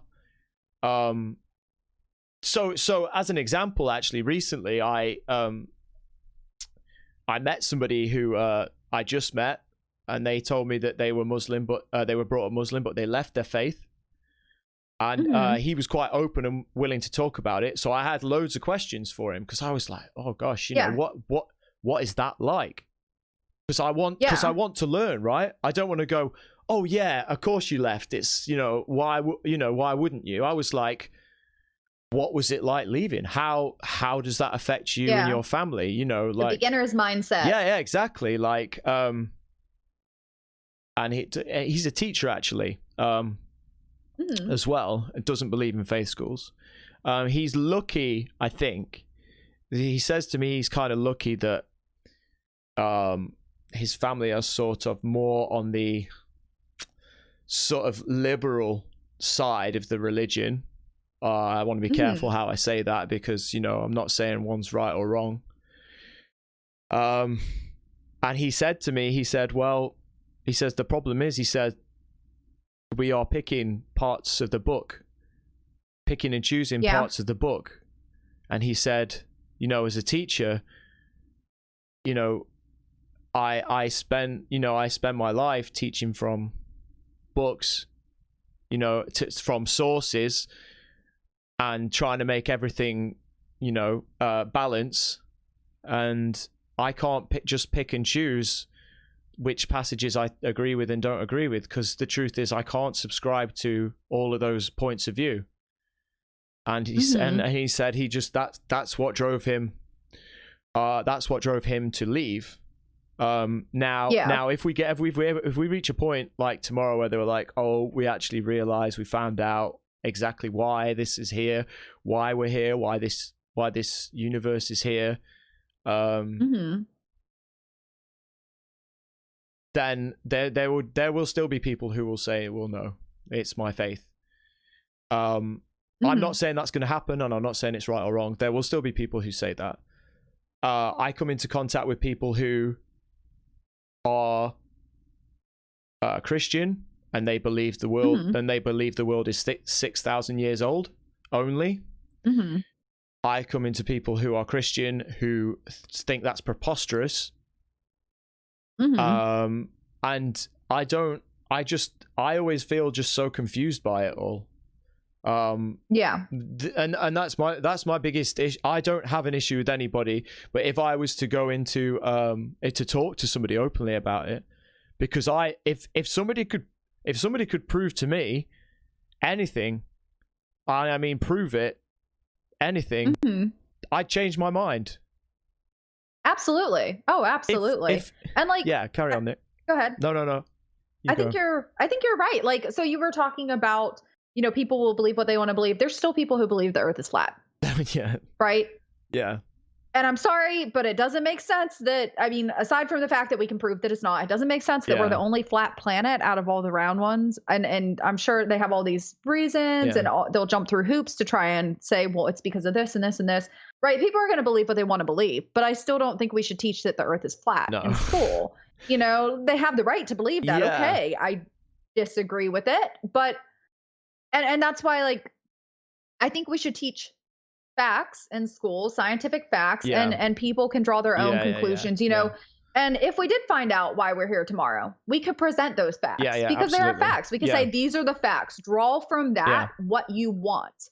Yeah. But I still think schools have the obligation to teach us facts and things that they can prove, and not teach us personal preferences, because at that point they could teach us anything, right? They could be like, coffee is the worst thing in the world, and I was like, well, I like coffee, right? Yeah. I mean, they could I mean, they could say anything they want. Yeah, right. I do think that schools have an obligation to teach what we can prove or what is factual. I mean, if somebody says to me, like, you know, they're like, I don't believe that God created the world in 7 days, but I do believe there's somebody there watching me, I'd be like, you know, I'm like, yeah, that's cool, and it's completely up to them, and I don't know that there isn't. I don't. Yeah. But I've had people say to me before, well, no, science is wrong sometimes. I'm like, no, theory can be wrong because it's a theory. If it's proven scientifically, it can't be wrong. That's the whole point. Because it is tested. It doesn't mean that scientists are always right with predictions and theories, because of course they're not. But they do make theories and reasons for theories, and then when you can prove something, it's proven. Like, we've proven that the Earth is not 6,000 years old. It's proven. Yeah, and gravity, right? Like, I mean, I could say I don't believe in gravity, but if I jump off a building, I'm still going down. And so there are certain things that just are. And if a certain weight is dropped from a certain height in the certain conditions, it will hit the ground at the same point every single time, and that's proven. Like, gravity is proven. But the Earth being flat is an interesting one, because it doesn't. As far as I know, it doesn't span from any religion either. Yeah. This is just people who decided or came up with some, and some of it's some of it is like, okay, you could believe that to that extent, but then it gets weird and just ridiculous. Some of it is just ridiculous from the get-go. Like, some of it is just so absolutely like, it's all a conspiracy. Like, there's an ice wall that surrounds, and nobody's actually scaled it. Nobody's been to the North Pole. It's like Game of Thrones. We got like the space station is is recording the planet like every second of the day, like, and you can see it, and you can go and watch rockets take off. Like, you can see planets with the naked eye. Sometimes you can see other planets, and they're freaking round. because they are. But some people, I don't know. Yeah. And if you believe in gravity, you have to believe that the Earth is round, right? There's a reason why planets form into spheres. It's because when you have gravity exerting a certain amount of force on something, the shape that it's going to take is a sphere. It's all going to become spherical. So that, like, we have scientific reasons for why these planets have formed in this way. And to be completely honest, I think flat earthers, for one, I think they want a community. And maybe are lonely and want someone who understands them and who listens to them no matter what they're saying. Maybe it's part of that. Another thing is, I think that the world has gone so away from science, like so far away from science, that if you say any conspiracy, anything, someone's going to believe it or take it too far. Oh, yeah, of course. Yeah. And I think it's because, now, don't get me wrong. It's not that there aren't bad things going on. It's not that there's not any conspiracies. But I think there's some people that are like, oh, well, this conspiracy happened. Well, anything could happen. And it's like, well, no, that doesn't mean anything could happen. And so they start taking it too far, where they're like, you know, I heard something about, and I don't know if it was a joke or if it was true, but something about like coronavirus. We knew about it beforehand because in the Tangled movie, in the Rapunzel movie, the kingdom was called Corona. Right. And Corona actually means crown. Gosh. Let's get that out. Get that out of the way. Corona means crown. Yeah, because right on the beer bottle, it's got a crown, like as part of the logo. It means crown. I'd not heard this though, Nick. I'd not heard that. Yeah, I heard it from a friend who I love very, very much. And I don't know if they were joking with me or if they really were like trying to have a conversation about it. And this friend is super intelligent, super sweet. But yeah, they just mentioned it to me and I was like, wait a minute, is this something people actually believe? And, you know, I think that there are people out there who are really, really smart, who they see that there are these things going on and that the wool is being pulled over our eyes in some way. And so then they take it too far. They're like, well, of course I believe that because look what else they lied about. Of course that's probably true. And then it snowballs into this thing where like nothing can be real. Nothing can be true. And that's a problem. So I think that, you know, yes, there's going to be some conspiracy things going on, right? There's going to be some things we don't know about. There's going to be some things that come to light. I get it. But be skeptical, right? Like, no, the Tangled movie was probably not a commentary on coronavirus. It just probably, like, realistically, what are the chances, right? So I think people are becoming so easy to buy into these controversial theories, but we need to remain skeptical and level-headed about it, because not everything is a conspiracy. Right. Not everything is a conspiracy. Right. And people have a platform now to share their views. It's never been easier. I found a video on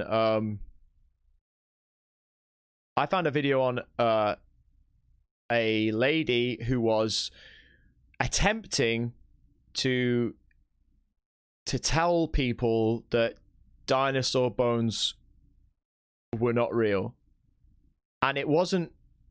And I dig a little bit deeper after seeing this video, because she was just crazy. This woman, I mean, she, and this is the problem as well. She was trying to do this in the name of religion, and it's like, you are not helping. Like, if you want your religion to continue, you're not helping reasonable people, and you're definitely not going to encourage, because we know they've pulled them out of the ground, and not just in one area. They've pulled them out of the ground all over the planet. Some areas more than others. And then I watched this video about this guy who was explaining or attempting to explain why all these archaeologists and paleontologists were all liars, like all of them, and it was all one big conspiracy, and they were all on in it together, and they lied and lied and lied, and they made loads of money from and I'm like, how many people all over from in different places at the same time do you have to have in on this to make that work? You couldn't do it. You couldn't do it. And not one of them involved has come around and say, oh yeah, actually, yeah, you know, that work I did, you know, on their deathbed, it wouldn't even matter. Yeah, what we said, no, we just made it up. We made casts, had a right old time, and you know, what you see in the Natural History Museum in New York, in London, in Tokyo, it's all garbage. It's all made up. It's all fabricated. Like, well, same thing with global warming. You know, there are still people who don't believe in global warming, and that blows my fucking mind. 99% of scientists believe in this, and it's like, and that's what I think people want to feel. I feel like important and be like, oh, well, I know better. I'm woke. I'm above it. I'm not easily influenced. And it's like, who do you think is right? You and your conspiracy theorists, or 99% of scientists and climate change scientists who have gone to school for this? Like, it's just far-fetched. And I feel like this comes from people wanting to feel more in power and in more control, and like, oh, well, I can't be fooled, you know, and they're taking it too far, you know. And I believe fully that climate change is happening, and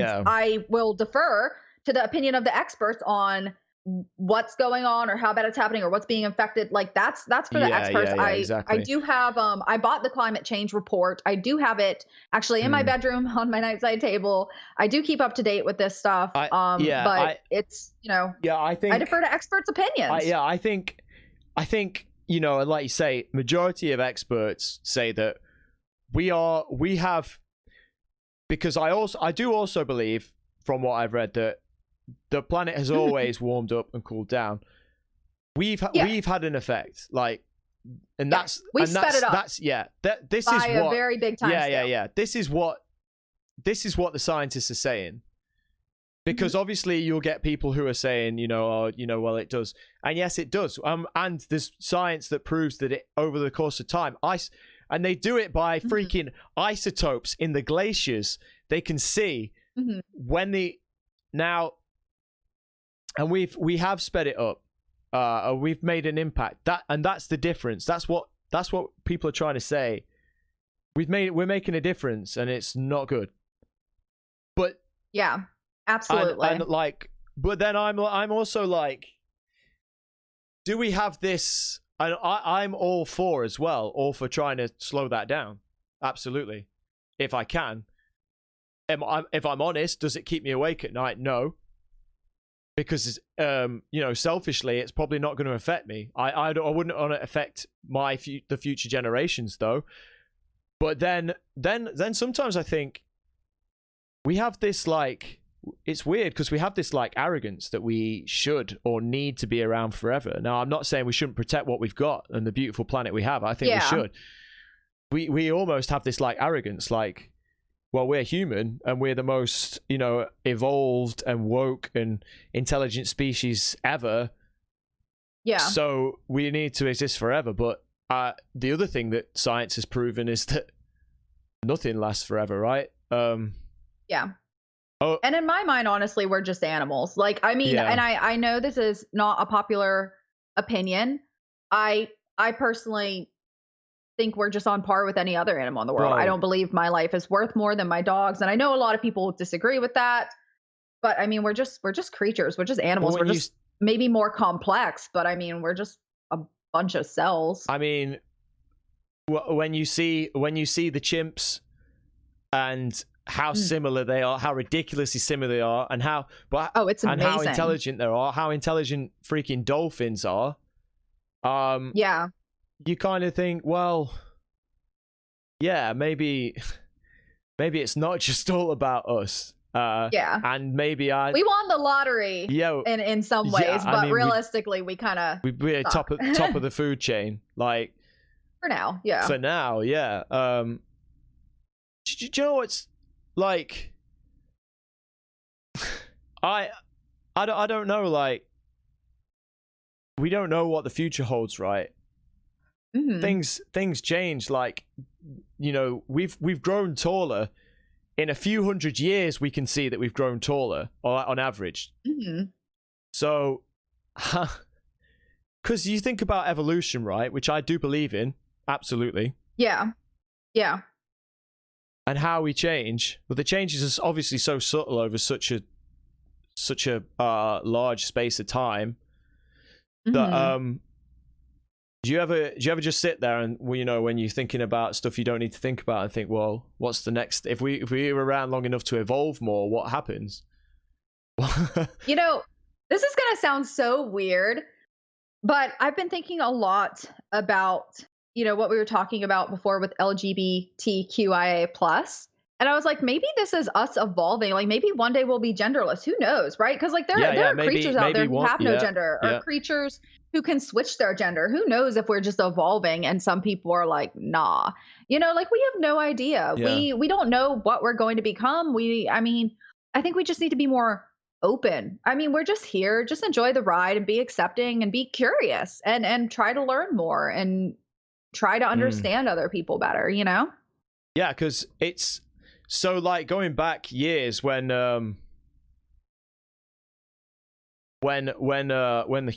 early humans were split, right, by the ice melting and the seas rising, like, they evolved for thousands of years apart, right, on their own. And then obviously, like, when Columbus discovered America and people started going over, they transferred diseases between each other on both sides that were basically really, really bad for one, but basically didn't have an effect, you know, on the other race in those days. I read quite a bit about that, and that fascinated me, because I was like, that's over, you know, when we talk about how long the planet's actually been here, that's over a very small amount of time. Those sort of things happen. That kind of evolution happens, in the way, different ways they go. Yeah. And how random it is. How you could go, you know, how are we could grow taller, or we could grow genderless, you know, or sexless. Sorry. On that's what I think about late at night. By the way. I'm like, what's going on, man? Yeah. Oh, that's my constant question late at night. Like, you were like, oh, climate change doesn't keep me up. That keeps me up, along with like everything. And everything. The world is fucking weird. Yeah. Everything, it's weird. Existence is weird. And then you sit down and think, and people are worried that somebody else has a different color skin to them. And they're like not thinking, they're not putting their mind into the things that we have no idea about. That's their issue. Yeah. That's what they're worried about. Like, man, that's what keeps you up at night. Yeah. There are other people with different skin colors to you, and you freaking hate it with all your fiber for no reason. Like, yeah. And that's nothing, like you said, people are just born that way. Like, I actually, you know, you were talking about language earlier, and I actually hate, and I know we have to use language in order to understand what we're speaking about, but even when I say like black person or white person, I hate it. I just like, my instinct is just to say, of course, person. Yeah, of course. You know, and there's literally people out there worrying about this, and I'm like, I mean, or maybe like learn to fucking compost or something, or I mean, I don't know, like, spend your effort on something else, Karen. Do you know what's interesting as well? When I was a kid, people used to refer to, yes, a lot in this country, black people as colored people, and that tended to be people who were trying their best, albeit badly, trying their best to be PC, actually.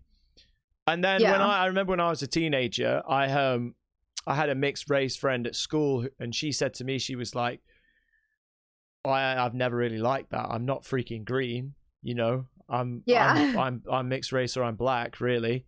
And I was like, well, I know it doesn't really bother me. I didn't say it to her. I was just like, somebody said it, and she was like, I'm not green. Like, but on Twitter, I've seen a lot of people saying POC, people of color. Yeah. And I was like, oh no, like, is this the thing? Do I say this? You know, I don't really want to say that about anybody. I want to have to refer to somebody as any color. I mean, but I understand it's, but I do understand it's important to at the minute. I do understand that. I do. Are we going to change terminology again? Because then, is it another thing? So people of color, that's just anybody who's not white, right? Mm-hmm. Does that include people from East Asia whose roots are in East Asia? Does that is this another thing where we might dilute the matter, you know, and people start to say people of color, and then it's everybody but white people. But then there's but then I don't know, there's then more people of color than there are white people. If you were like, which I don't have a problem with, but like that blew my mind a little bit, actually. Very confused, because I'd had it sort of not drilled into me, like, but I was just sort of like, not that it wasn't PC because it was before those days, but it was like, just people don't like it, like black people don't like it, so just avoid doing that. And I was just like, fine. It's really weird, because like, we need to label this stuff in order to have a conversation. Absolutely, but when I want to talk about this stuff and when I want to have conversations, I hate saying black people. Yeah, exactly. Because why? Like, I don't. You've just said they're a different. You're basically saying it's a different person, and they're different human, and they're not. That matters. The word black before it matters, and it does right now, because we're fighting for more rights. For black people, so of course that word matters. You know, in that context, and that clearly they are at a disadvantage. Clearly, they do not have as much privilege. So we do need to differentiate that it is this group of people who, you know, need to be equal. But it still, like, instinctually feels uncomfortable, because I don't like being like, well, they're black, they're different. I don't like that. That terminology makes it feel like I'm making a distinction between them and me, which I don't like. So it's very interesting, because while I understand the need for it in order for, you know, to discuss matters of equality, my natural instinct is it feels strange, because they're just people. Yeah, exactly. You know, it's very weird. It's very weird to I'm trying to like rewire my brain to be more comfortable with saying it, so that I can have more conversations. I feel the same. I feel exactly the same, saying labeling a person by their skin color, because I've just never really done it. So but I do understand at the minute, especially, it's incredibly important, because whereas it's all right for me to say, well, I don't care, because I don't care what color you are, and I'm not going to give you anything. You're not going to be special to me, and I'm not going to be discriminatory against you either. So, but now I see that people are, you know, are being discriminated against, then we have to. Just to try and stop it. And I do believe that I do believe that you know, George Floyd's death is not in vain, and it's caused you know, such a massive movement, incredible movement. Well, one like this is going in the history books. We've not seen anything like this for like 60 years. Like, we are literally in the making of history. Like, you have to think back when people were, you know, during like Civil War era, and when they were fighting over, and the people who were on the wrong side, they did not think they were on the wrong side. They did not think they would end up being the assholes in history books. And like, that's where we are today. Like, this is going in the history books. George Floyd will be remembered forever. This will be remembered forever. These protests, like, it's so vitally important. And it's interesting when you think of it that way, and how important this is.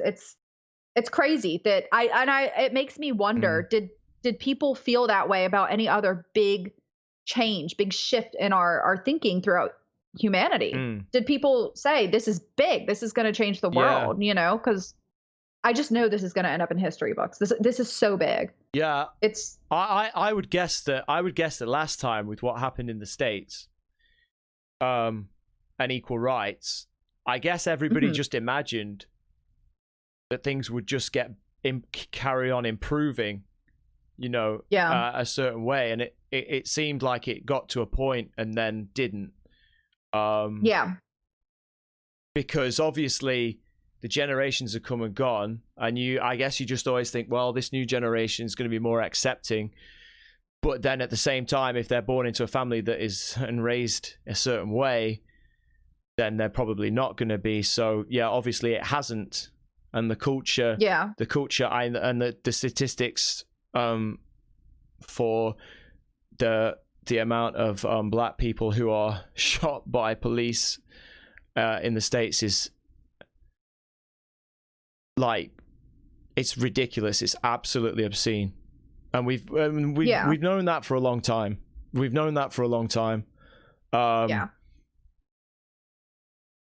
So I do believe that this is going to help change that. I do believe change that. But and another thing quickly on that is that yes, not every cop is like that though. Not every cop is like that.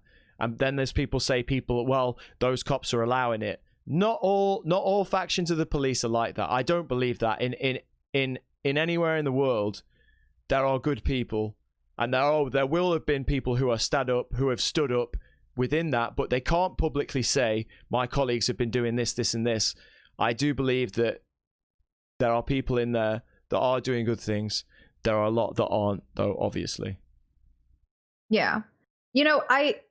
This is going to seem really random. I don't remember what you said that made me think of it, but someone I saw was posting about how, I think it was you talking about cop violence. So, and the amount of black people that are shot. Somebody had posted something about, well, cops, we want to talk about why, like how many people are shot by cops, but nobody wants to talk about black on black violence. And to me, that was so stupid. What?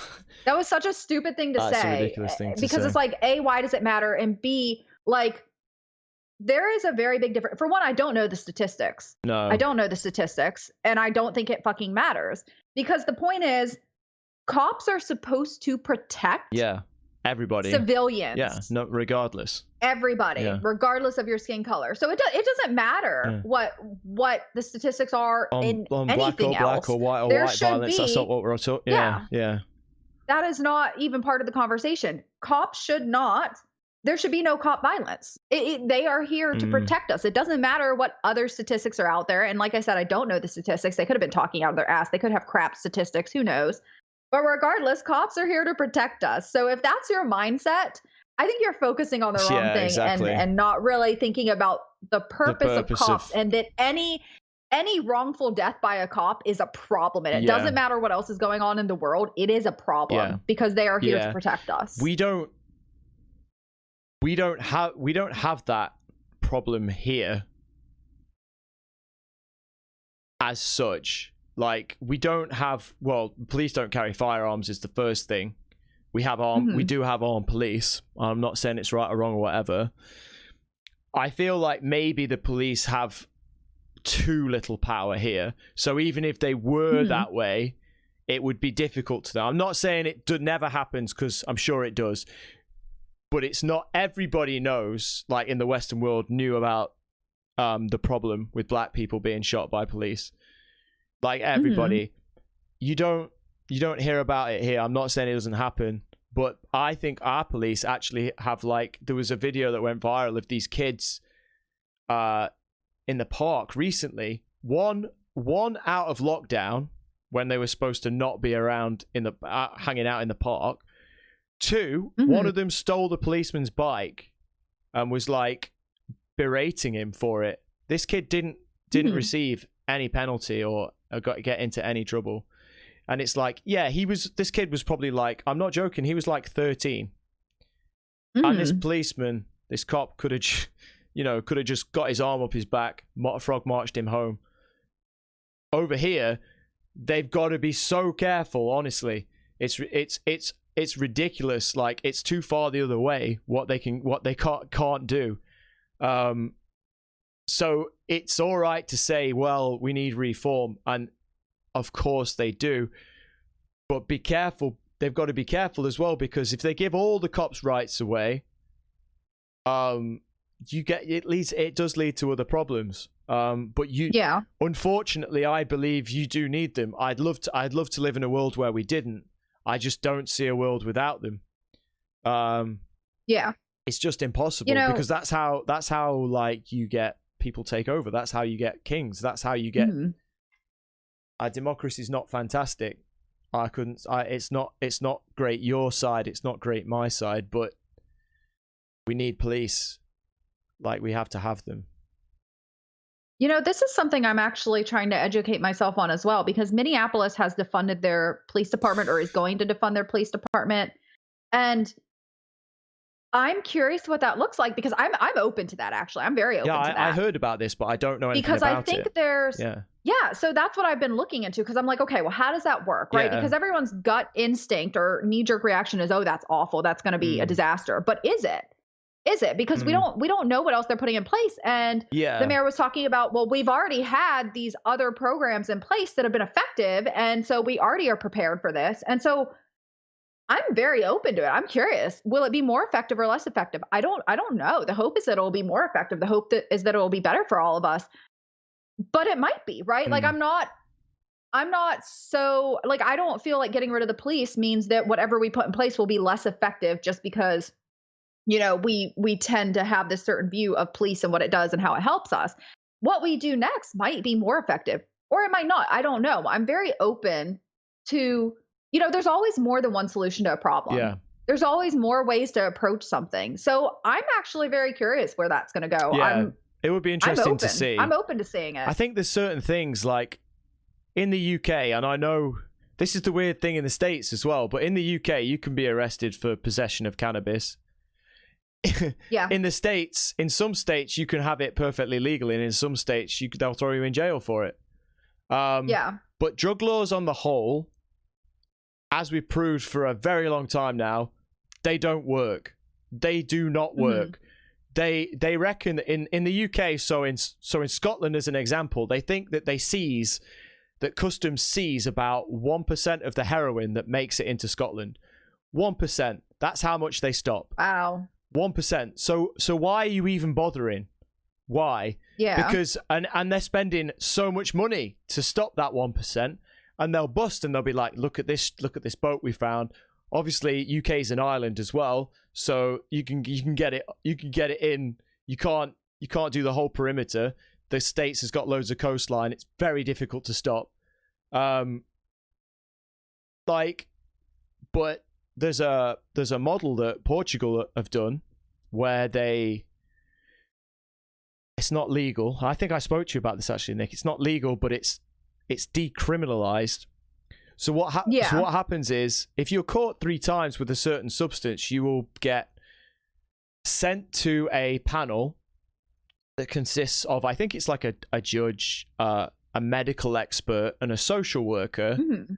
So, like, not just like a law person. There is a law person there, but there's also like a doctor, and there's also like a social worker as well, who's obviously very... So you've got a good balance, and they will decide the best action for you, whether it's treatment or whether it's... I don't have the statistic to hand, but anybody can Google it and check it out. After a first initial spike, and by the way, dealing is still illegal. Dealing the drugs is still illegal. Perfectly, there's no qualms. If you're a drug dealer, you go into prison. Like, the rate of stuff like HIV had dropped so dramatically 10 years later through intravenous drug use. Like, and it's like, when it first came out, everyone was like, oh, well, we need to see. We've seen now, it's been 20 years, and yet I'm encouraged by what the US are doing with marijuana, because it just seems so ridiculous that it's... I am not saying that there are categorically no problems, and you shouldn't and kids should not be, we shouldn't have kids smoking weed. And I'm not saying that it's going to be good for your mental health, and there are so many different strains you need to know about. But of course, if it's legal, then you can do your research more openly, and you can talk to experts more openly. Not some guy who's getting random imports from another guy who's getting it from another guy, and you don't know what you're getting. I'm so encouraged by that, and the fact that it's a plant that just grows out the ground. It's a bit like. I'm so encouraged by that, but most countries is like my country. There are no plans. There are no plans for any sort of drug reform, and we spend billions of pounds trying to stop it, and we don't unsuccessfully. And they're arresting people for possession of cocaine and heroin, and it's like, but these people are just like, they're addicts, man, and if they want to get it, they'll get it. And what do? Yeah. You lock them in a cell. You got no space, so you have to let them go. And like, you find them, but they've got no money because they're addicts. What is the system doing for them and society? It's doing nothing. And we don't. Absolutely. We're not looking at that. And I think like this is why I hope that I hope that the BLM is a catalyst for, like, maybe police reform, but maybe law reform as well. I mean, I hope so as well. Yeah. I mean, I think like educating and support systems is always going to be better than punishment and criminalizing someone, right? Like, give them the tools to make better decisions. Help give them a support system to make better decisions. Right. That's always going to work better, in my opinion. And there are statistics that show that positive reinforcement is better than negative reinforcement. I mean, I stand behind that. Yeah, absolutely. Yeah, I mean, I just see like the decriminalization thing. They've not opened up shops where you can buy heroin, but I see it as a step in the right direction, because absolutely, if people want to get it, they can get it, and that's the way it is. If you want something bad enough, eventually you might not know the people straight away, but you will get to know those people if you look in the right places. And you probably know somebody who can get some weed, who actually knows somebody else who deals in, or maybe they can get cocaine and stuff like that, and they probably know somebody who knows how to turn it into crack or can get heroin. You can find it if you want to. And what are we doing about that? At the minute, most places doing nothing. But the marijuana thing is really encouraging at the minute, and what's happening in America. Not just because I condone everybody smoking weed. I don't think it is for everyone. I've done a lot of research, and it's very dangerous for the young brain as well. But at the end of the day, for most people, on the research I know and I've done, I don't see a problem. I really don't. Yeah. But it reminds me. Go ahead. Yeah, but I'm not saying let's legalize all the drugs, but let's look at a system where we're not throwing junkies in jail because they've got a problem, basically. That's 9 times out of 10 stemmed from a social problem. Right? Yeah. It reminds me of like abortion, when abortion was illegal, right? There were people who would get back alley abortions. People were dying. People were dying from this. Oh yeah. And we weren't helping. We weren't helping by making it illegal. We weren't helping by demonizing and criminalizing and making these people feel shamed. We were just increasing the likelihood that they were going to get it done in a way that was not safe. Not safe to them as well, you know. Yeah. And that's what I think of with drugs, like, not only should we be educating and supporting and helping people make better choices, but there are people who maybe they want to get help and they feel like they can't because of the stigma, because of the way people treat them, because of the way doctors treat them, because of the way law treats them, and how they're seen as like lesser of a person and how they're treated. And so they don't seek help. And crazy. I think I think that's a shift that needs to happen. We need to be there. Yeah, I mean, and it's hard. Yeah, but... and it gets really complex with, like, you know, there were people who were raped, and in some places they're not allowed. They're not allowed to have an abortion, and it's like, oh my gosh, it's such a difficult subject, and that's probably why people aren't talking about it. And then it plays on religion as well. So many religions that are against that. So it is really difficult, and that's why people don't.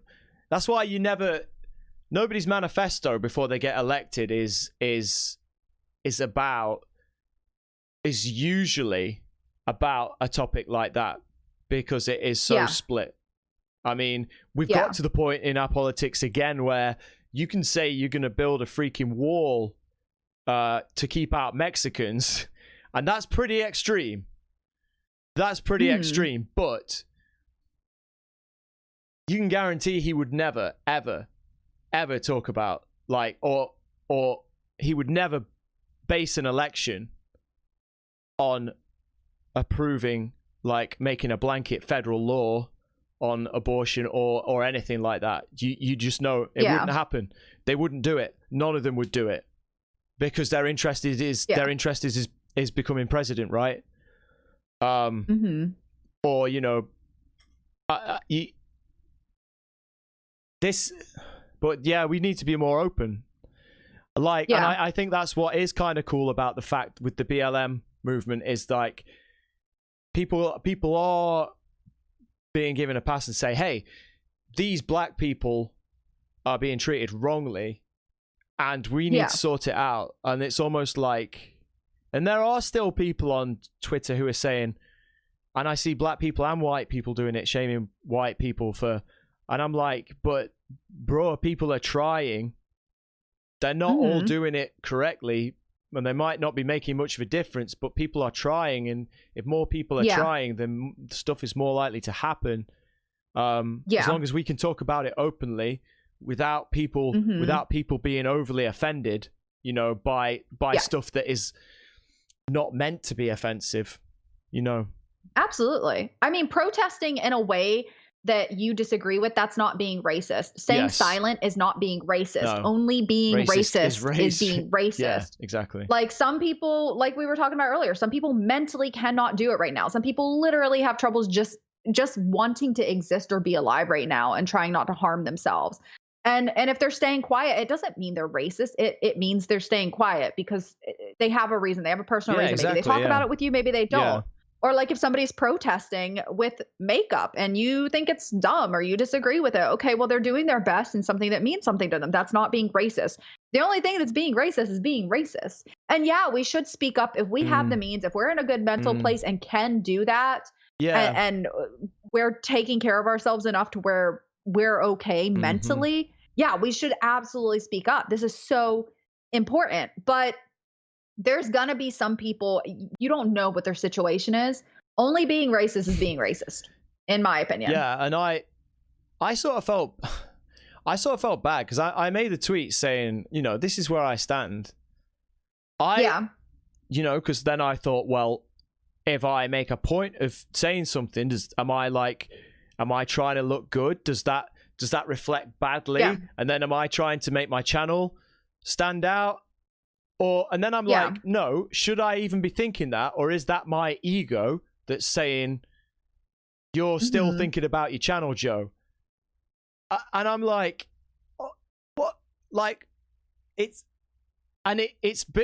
been made more difficult to make those decisions by the voices saying, you're doing this wrong. You're not doing this right. Absolutely. You're not helping. And then I'm a bit like, whoa, I don't want to say the wrong thing. I don't want to say the wrong thing, especially with the platform I now have. I'm like, I do not want to say the wrong thing, and it shouldn't be like that. Like, it shouldn't be like that. Absolutely not. The irony is that they're not helping. No, I know. That's the irony. I know. They aren't helping. Yeah. Because realistically, if people were more open and people were more understanding and could help have good conversations and not blame and shame and demonize other people, then, for example, like I have really bad social anxiety. We all know it. I have OCD. I see a therapist every single week. For a while, I was in therapy 12 hours a week for 2 months straight. Like I have mental health issues that I have to focus on and take care of. Yeah. And that holds me back from sometimes speaking up, not just about this, but speaking up for myself, speaking up for anything. And if I felt more comfortable, if I felt like people were going to help educate me and were going to, be more receptive to me helping or speaking up in any way I could, if I felt like I wasn't going to go out there and get slaughtered and end up in a mentally bad place, I would be much more willing to talk more about this and more openly about this. Absolutely. And so I think those people that are demonizing other people are actually the ones who are not helping. They're actually the ones who are making this harder for people like me who care passionately about people's rights and care passionately about people being equal, but are so scared to say the wrong thing because I already suffer really strongly from social anxiety, and I'm trying and working every single day to get over it. But if I had a whole mob come after me because I said the wrong thing, that would set me back so much. I would be in a very, very bad place. And I have my anxiety medication I take every day, but there's only so much that can do, right? And there are people who literally have had mobs come after them online who then want to kill themselves. And we don't know if they had mental health issues before that or not. But either way, like, people can get to that point. So when you are demonizing other people, like, it's not helpful. It's just not. And you could literally do more harm than good. You could push somebody to hurt themselves. You don't know what's going on the inside, No, I mean, the way I look at it is just try and put yourself in somebody else's position. What is their agenda? Do they have good intentions? If they do, then let them do it. If you believe they have good intentions, or approach it in a different way, maybe. If they have good intentions and they're doing it really wrong, then maybe approach it in a different way. Educate them. Educate them. Tell them the other way. Tell them what they could do better, Be kind and accepting and say, hey, I really appreciate you speaking out, and you probably didn't intend this, but, comes off this way, or like, oh, well, that's actually not true. This is true. And here's a link to a study, or, and I want educated too. If I ever say something that doesn't resonate with you, maybe I'm wrong, maybe I'm right. I don't know. Everyone has their opinion. I'm going to be wrong to some people. I'm going to be right to some people, but at least educate me so then I can decide if I stand by my stance or if I want to change it. Right? Just help me be a better person. I think we could all do with being, every single one of us, nobody's perfect. Everyone on the planet could be a bit more like Daryl Davis. Put the hand on the shoulder and say, hey, man. Yeah. What's the deal? Not be aggressive. Yeah, absolutely. 100% agree. Cool. That's something that I aspire to. That's going to be my role model. Yeah. That's going to be my role model. So I think we've spoken about this situation in quite a lot of depth. I think this has been really interesting. We're hoping to do more of this stuff. We covered quite a few issues today because we've never done this before. All interlinked. But what we've done today is probably, I think it works well. I think where we can drift along to other subjects and other stuff. There is going to be we're still going to be dropping in gaming stuff and all that kind of thing, but obviously there's some really big issues out there that we wanted to discuss today. If anybody has any opinions or comments, do feel free to leave them. If you want to be part of this, if you are one of the people affected by anything that we've discussed today, and you are in a place where you'd like to talk, give your 2 cents, please do reach out to us. We're available, aren't we, Nick? Absolutely.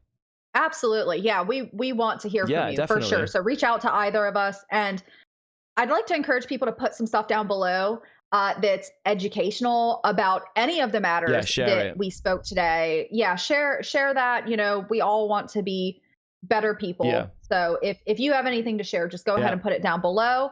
Also, since we've talked about this, I think, so I am uploading another video. I did finally get everything working and exported. The video that I'm uploading is actually about sharing your opinion, sharing your voice when you have social anxiety, being more yourself.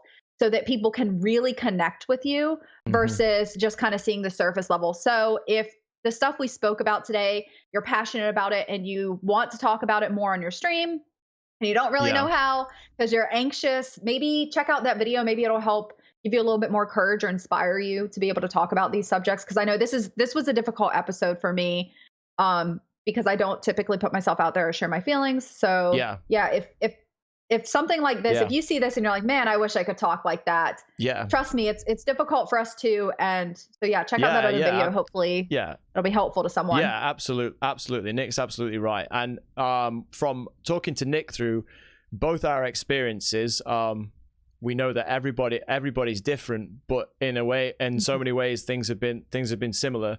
I know that that's going to be a great video. But if you feel like you're at the point where you have the strength to talk about anything like that, please do come on. I guess that wraps it up for this week. We are going to have more Twitch and more gaming stuff in as well, but it's going to be a bit less linear. And we're going to be open to talk about stuff, and we're open to ideas and suggestions as well. Yeah. So I guess one more thing. Oh, wait. Nick has more. Before we end, Nick has more. Because I said I wanted educational resources about this below. I also, if you guys have any educational resources or mental health resources, go ahead and put them down below. People really need mental health resources really right now, especially because some people don't have access due to COVID.